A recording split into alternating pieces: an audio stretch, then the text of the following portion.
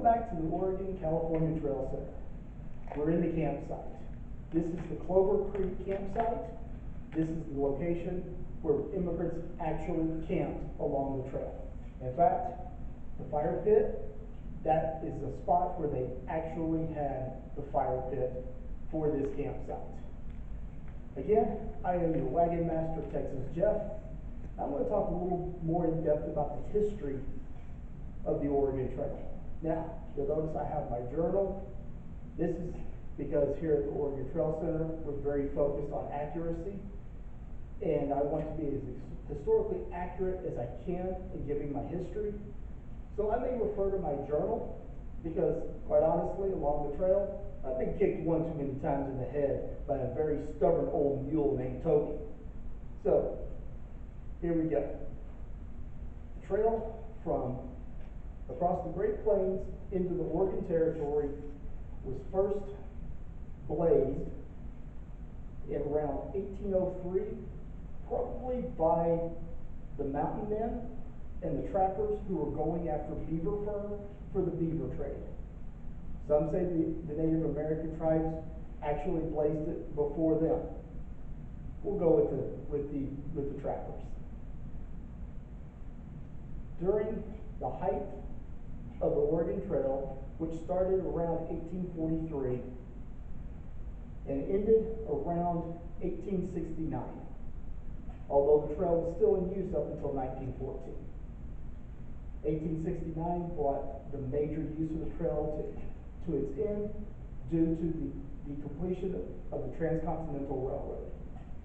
A trip that normally would have taken 5 to 6 months would take days or weeks, a much shorter trip, a little more economical as well. Now, a lot of things happened along the trail. A lot of people did die along the trail. Many died of illness, such as cholera. There were the occasional negative and violent encounters with some of the Native American tribes along the trail, but those aren't exactly as prevalent or as numerous as people would like to think. Most of the Indian encounters were actually very friendly. They would help the immigrants cross swollen rivers. They would help ferry them across for a price. They would bring them vegetables and fruits for a price. They knew what they were doing. Most of the violent encounters were actually members of the wagon train and the party themselves having disagreements. Now, I mentioned cholera. It was a very, very bad situation when it broke out within a wagon train. It could decimate a train along the way.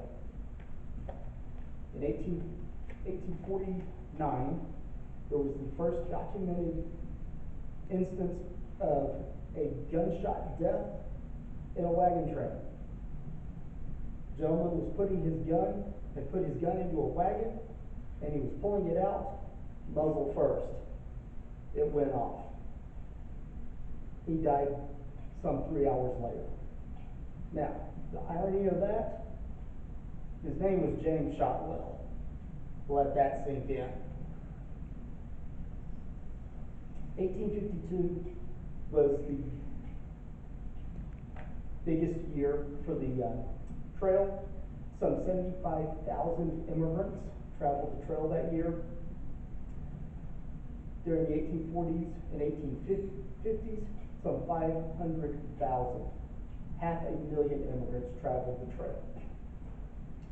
Like I said in the previous video, they would start in April, hopefully get to Oregon around October, September, October, because you did not want to get stuck in those Sierra Nevada mountains when winter hit. Like I said, you didn't want to be the next Donner Party. Now, there's a lot more information on the Oregon Trail.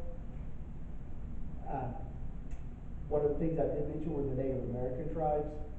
Some of the more well-known ones were the Sioux, the Cheyenne, the Pawnee, the Cayuse, the Shawnee, the Nez Perce, who were mainly in the Walla Valley in Oregon. And I encourage you, if you found this brief history at all interesting, please check out a book. Read up on the Oregon Trail. Most of the information we have came from people's actual diaries and journals where they kept accounts of what happened along the trail. So I encourage you, please, learn more about the Oregon Trail. Come visit us. Come visit me. I'll give you a personal tour of what it was like along the Oregon Trail in 1852. Until then, wagons home.